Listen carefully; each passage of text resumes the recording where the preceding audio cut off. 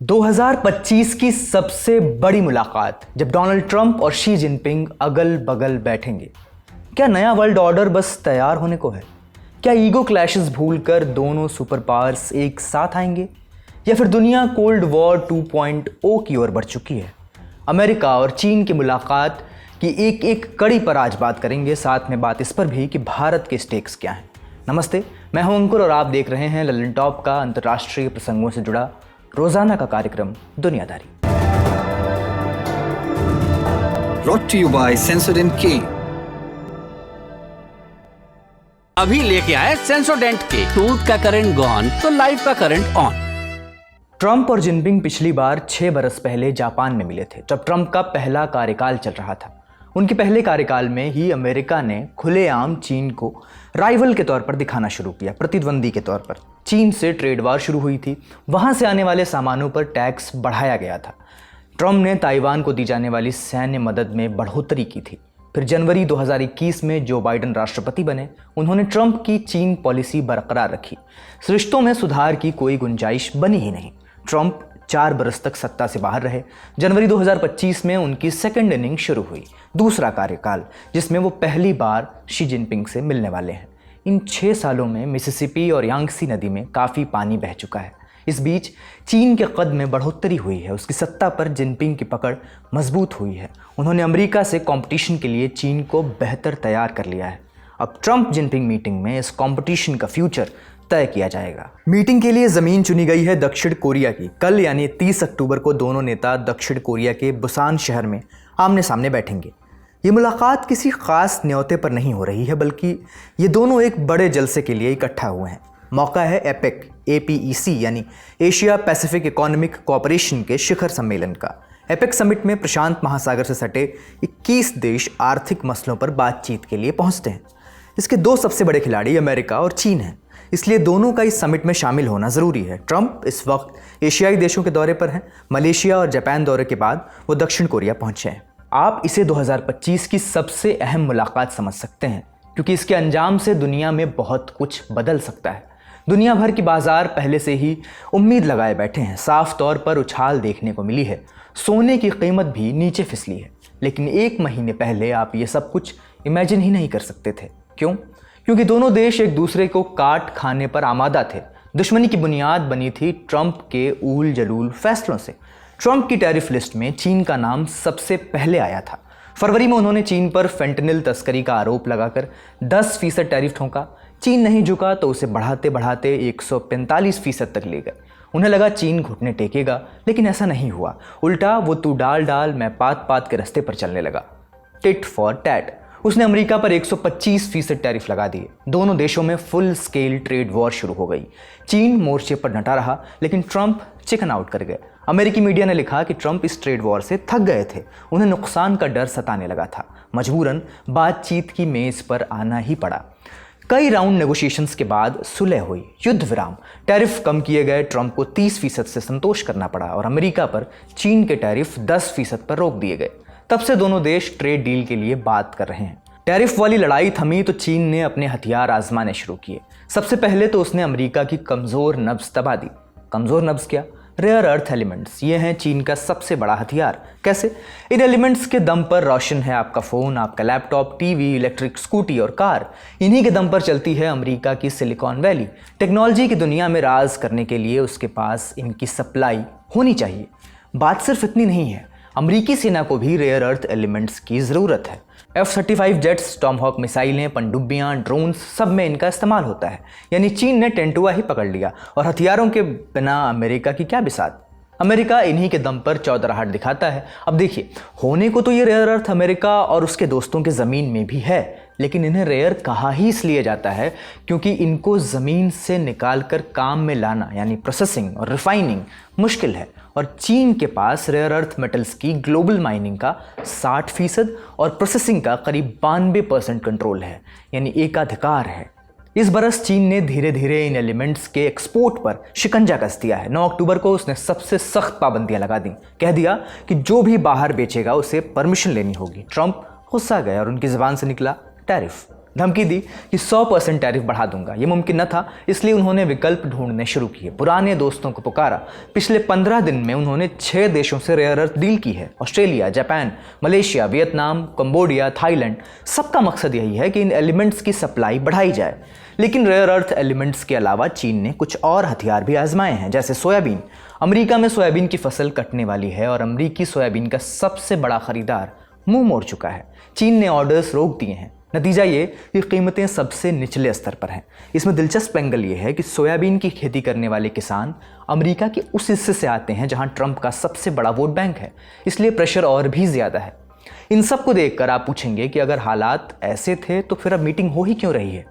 इसकी वजह है मलेशिया में बिताया गया एक लंबा वीकेंड, जहां ट्रंप टीम ने वीकेंड पर ओवरटाइम किया, चीन से ट्रेड डील पर बात की, मसले सुलझाए गए ताकि ट्रंप जिनपिंग मीटिंग के लिए ज़मीन तैयार हो सके, बुनियाद तैयार हो सके।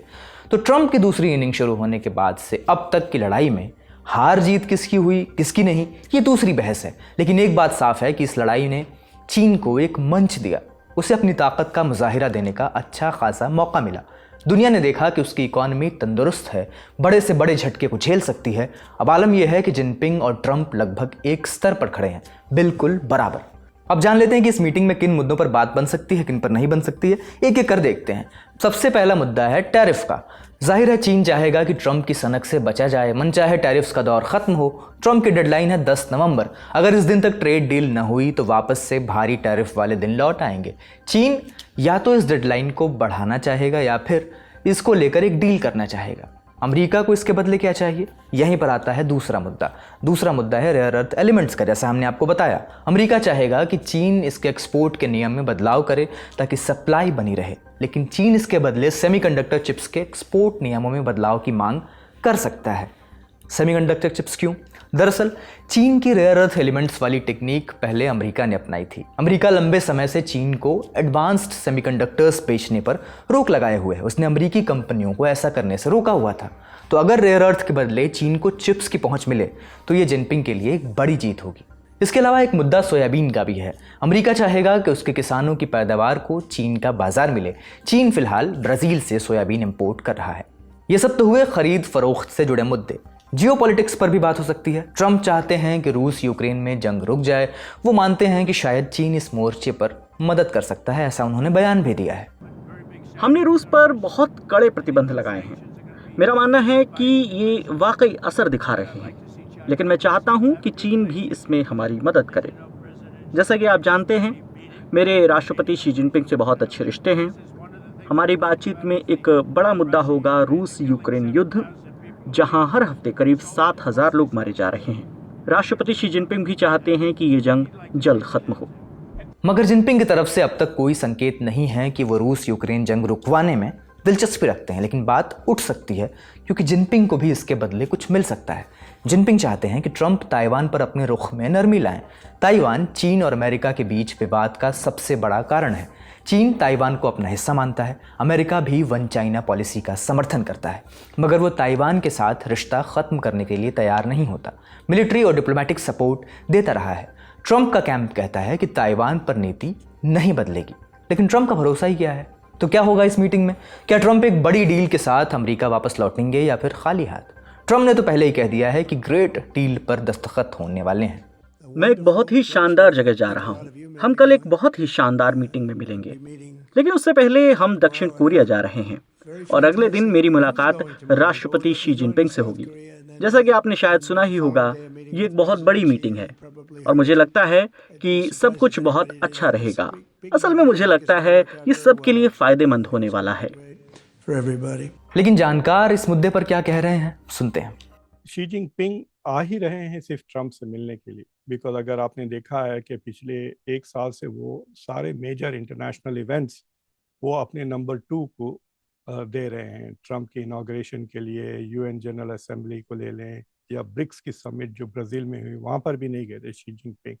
सो द फैक्ट कि वो आ रहे हैं साउथ कोरिया ट्रंप से मिलने के लिए shows that this is important. तो 2 दिन पहले कुआलालंपुर में चाइनीज़ डेलीगेशन जो आया था और अमेरिकन डेलीगेशन स्कॉट बेसेंट जो थे वहाँ पे सेक्रेटरी ऑफ ट्रेजरी, उन्होंने ये बात कही कि we have agreed upon a framework, कि हम एक फ्रेमवर्क पे अग्री कर चुके हैं और मुझे लगता है कि वो फ्रेमवर्क अनाउंस किया जाएगा कल दोनों के साथ। तो फ्रेमवर्क्स की जो मेन एलिमेंट्स मैं आपको बता देता हूँ। एक कि जो कंस्ट्रेंट्स यानी जो लिमिटेशंस चाइना ने रेयर अर्थ मिनरल्स और मैग्नेट्स पे लगाया था, वो एक साल पोस्टपोन हो जाएगा। यानी अब वो अभी लागू होने के बजाय एक साल के बाद वो लागू होगा। तो यानी जहाँ तक के एक्सपोर्ट्स और मैग्नेट्स वगैरह की जो अरेंजमेंट्स हैं, वो उसमें कोई तब्दीली एक साल तक नहीं आएगी। एक ये भाई। दूसरी चीज़ जो ये है कि डोनाल्ड ट्रंप ने जो धमकियां दी थी कि टैरिफ को मैं 100% से बढ़ा दूंगा 1 नवंबर से, वो अभी कैंसिल हो गया है। सो देयर इज चाइना के ऊपर जितने अभी टैरिफ है उतने ही टैरिफ रहेंगे। वो फ्रेमवर्क में अनाउंस हुआ। लेकिन ये दोनों मिलकर मुझे लगता है कि they are going to announce several things. एक कि टिकटॉक बिक जाएगा टू अमेरिकन, यानी जो चाइनीज कंपनी है वो सिर्फ 20% टिकटॉक रखेगी, 80% अमेरिकन खरीद रहे हैं। और लैरी एलिसन जो ओरेकल के ओनर है, he is the front runner to buy TikTok. उससे हट कर जो फेंटनिल यानी जो ड्रग जिसकी वजह से यहाँ पर तकरीबन 50,000 से लेके 1 लाख तक अमेरिकन ओवरडोज से मरते हैं सालाना, तो उसके जो उसको बनाने में जो केमिकल्स लगते हैं वो चाइना एक्सपोर्ट करता है। तो चाइना ने अग्री किया है कि वो और कंट्रोल्स लगाएगा उनके एक्सपोर्ट्स पे और उनके मैन्युफैक्चरिंग पे, यानी वो बनेगी ही नहीं ताकि फेंटनिल ही ना बने।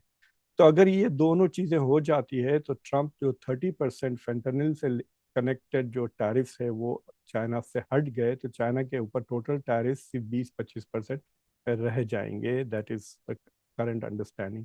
लेकिन जो सबसे इम्पोर्टेंट बात है कि ये जो परसेप्शन है कि अमेरिका और चाइना के बीच में ट्रेड वॉर हो रही है और दुनिया बट रही है इन टू स्फीयर्स ग्लोबल इकोनॉमी, एक चाइना के एलाइज और एक अमेरिका के एलाइज, वो परसेप्शन खत्म हो जाएगा। एक किस्म से स्टॉक मार्केट को स्टेबिलिटी मिल जाएगी।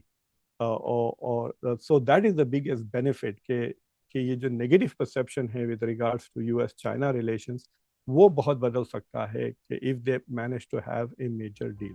अब भारत की बात करते हैं। इस मीटिंग पर भारत की भी पैनी नजर होगी, क्योंकि अमेरिका और चीन के रिश्तों में उतार चढ़ाव से पूरे एशिया में भू राजनीतिक संतुलन, जियोपॉलिटिक्स बदल सकती है। इन्हीं उतार चढ़ावों के बीच भारत को भी अपनी चाल बदलनी पड़ सकती है। क्यों? हमने आपको बताया कि ट्रंप के पहले कार्यकाल में अमेरिका ने चीन को खुलेआम प्रतिद्वंदी के तौर पर, राइवल के तौर पर दिखाना शुरू किया था। इस कोशिश में अमेरिका ने अलग अलग देशों से नजदीकी बढ़ाई, जैसे ऑस्ट्रेलिया, जापान और आसियान से जुड़े देश। इस लिस्ट में एक नाम भारत का भी था। चीन को काउंटर करने की कोशिश में भारत अमेरिका के लिए ज़रूरी हो गया। इसी बुनियाद पर भारत, जापान, ऑस्ट्रेलिया और अमेरिका का संगठन क्वाड भी फल फूल रहा था। लेकिन ट्रंप अपने दूसरे कार्यकाल में इन दोस्तियों को ताक पर रख चुके हैं और अब अगर वो इससे एक कदम और आगे बढ़ें और चीन से हाथ ही मिला लें तो इसका भारत के साथ रिश्तों पर क्या असर पड़ेगा? अंतर्राष्ट्रीय मामलों के जानकार सी राजा मोहन इंडियन एक्सप्रेस में छपे अपने लेख में कहते हैं कि अमेरिकी गठजोड़ में फंस जाने के डर ने भारत को बरसों से जकड़ रखा है। नतीजा ये कि सीमा पर चीन की आक्रामकता झेलने के बावजूद भारत ने अमेरिका के साथ अपने रिश्तों का पूरा लाभ उठाने से परहेज किया। अब जब ट्रंप और शी जिनपिंग आमने सामने हैं तो भारत में एक नई बेचैनी है। कहीं अमेरिका और चीन की नई सुलह में भारत किनारे न कर दिया जाए। जो डर पहले फंस जाने का था अब छूट जाने का है। मगर अभी ये मान लेना जल्दबाजी होगी कि अमेरिका और चीन किसी बड़े सौदे की तैयारी में है। तो क्या ट्रंप इस मुलाकात में भू राजनीति को पीछे छोड़कर व्यापार को तरजीह देंगे? क्या भारत अब उनकी जियोपॉलिटिक्स में पीछे छूट रहा है? क्या ताइवान या फिर एशिया में मौजूद उनके बाकी साथी ये उम्मीद कर सकते हैं कि यथास्थिति बनी रहेगी? हमने कुछ और जानकारों से बात की। देखिए, ब्रॉडली स्पीकिंग, ओवरऑल अगर आप हम जियोपॉलिटिक्स को देखें, ये टैरिफ को थोड़ी देर बाजू रखकर, तो इट इज़ वेरी क्लियर कि जब तक अमेरिका और चाइना के ताल्लुकात बेहतर होते हैं, then इंडिया और अमेरिका के ताल्लुकात ख़राब हो जाते हैं, because America then doesn't need India. देखिए, सुनने वाले शायद बुरा माने, लेकिन इंडिया बहुत नखरे वाली मुल्क है। It's quite a difficult country to deal with. देखिए, आप ट्रेड एग्रीमेंट सबसे पहले इंडिया ने शुरू करा, अभी तक नहीं हुआ। 8 महीने से ये नेगोशिएट कर रहे हैं। So it is a very difficult country to deal with diplomatically. Demand बहुत करते हैं और कंसेशन बहुत कम देती है India. So in that sense it's a big headache. तो अगर चाइना के साथ ताल्लुकात बेहतर हो जाते हैं, देन अमेरिका को इंडिया के नखरे झेलने के लिए उतना इंसेंटिव नहीं रहेगा। और अगर अमेरिका के चाइना के ताल्लुकात ख़राब होते हैं, यानी कल कोई डील अनाउंस नहीं होती, then suddenly this will become more important. तो फिर American will start paying more attention to India. जैसा बाइडेन के ताल्लुकात चाइना से बिल्कुल ख़राब थे, अलबत्ता Trump is trying to improve relations with China. तो ये आप समझ सकते हैं कि इनवर्स रिलेशनशिप्स हैं ये दो। लेकिन जो स्पेसिफिक चीज़ ये है कि अगर चाइना के साथ अग्रीमेंट हो जाता है तो चाइना के जो टैरिफ्स हैं वो इंडिया से आधे हो जाएंगे, यानी इट विल बी अराउंड 2025 और India will still be paying 50% tariffs. तो उससे कई चीज़ें, मिसाल के तौर पे अगर आप आईफोन्स एक्सपोर्ट कर रहे हैं, आईफोन्स पे अभी तक टैरिफ्स नहीं लगे सेमीकंडक्टर्स पर, लेकिन फार्मास्यूटिकल्स पे लग गए हैं। लेकिन if you are Apple, if you are other company, आप नर्वस रहेंगे ना कि भाई हम इंडिया में इन्वेस्ट करेंगे तो इंडिया में टैरिफ्स तो 50% है इस वक्त, चाइना में कम हो जाएंगे। So that is the second worry for India कि अगर यूएस चाइना की डील हो जाती है देन इंडिया के लिए प्रेशर बढ़ जाता है to make concessions to America. और ऑलरेडी खबरें आ रही है कि सोया बीन्स पे तो नहीं, लेकिन सोया मील इंडिया शायद खरीदना शुरू कर दें फ्रॉम अमेरिका। यानी इंडिया अपना एग्रीकल्चरल सेक्टर भी खोलने के लिए तैयार है और रशिया से शायद इंडिया तेल लेना बंद कर देगा। तो ये दो concessions India is about to make to the US. फिलहाल इस चैप्टर को यहीं रोकते हैं। तमाम सवालों के जवाब कुछ घंटे बाद मिल जाएंगे। हम कल की दुनियादारी में इस मीटिंग से जुड़ी डिटेल्स आप तक पहुंचाएंगे। फिलहाल बढ़ते हैं सुर्खियों की ओर। सबसे पहले बात ब्राज़ील की। यहाँ की राजधानी रियो डी जनेरियो में पुलिस ने ड्रग संगठन रेड कमांड के खिलाफ अब तक का सबसे बड़ा ऑपरेशन चलाया है। रियो में 28 अक्टूबर की सुबह 2500 पुलिसकर्मियों ने हेलीकॉप्टर से छापा मारा। जैसे ही पुलिस की टीमें आगे बढ़ी, रेड कमांड गैंग के सदस्यों ने फायरिंग शुरू कर दी। अधिकारियों के मुताबिक गैंग ने सड़कों पर जलते हुए बैरिकेड्स लगाए और ड्रोन से बम गिराए ताकि पुलिस को रोका जा सके। इस भिड़ंत में कम से कम 64 लोग मारे गए, जिनमें 4 पुलिसकर्मी भी शामिल हैं। रिपोर्ट्स के मुताबिक पुलिस इस हमले के लिए 1 साल से प्लानिंग कर रही थी। पुलिस ने दिन भर चली मुठभेड़ में 80 से ज़्यादा लोगों को गिरफ्तार किया। कार्रवाई से आसपास रहने वाले करीब 3 लाख लोगों में दहशत फैल गई। लोग इसे वॉर जोन जैसा माहौल बता रहे हैं। ब्राज़ील सरकार के मुताबिक इस इलाके को रेड कमांड का मुख्य ठिकाना माना जाता है। ये गिरोह लंबे समय से ड्रग तस्करी, हथियारों की सप्लाई और तटीय रूट्स पर कब्जे के लिए जाना जाता है। बात रेड कमांड की हो रही है तो इसके बारे में भी जान लेते हैं। इस संगठन को ब्राज़ील की भाषा में कमांडो वर्मेल्हो कहा जाता है। ये ब्राज़ील का सबसे पुराना और सबसे ताकतवर क्रिमिनल ऑर्गेनाइजेशन है। ये ड्रग और हथियार तस्करी को अंजाम देता है। इसकी स्थापना 1970 के दशक में हुई थी। ये वो दौर था जब ब्राज़ील में सरकार ने वामपंथी विचारधारा वाले नेताओं को जेल भेज दिया था।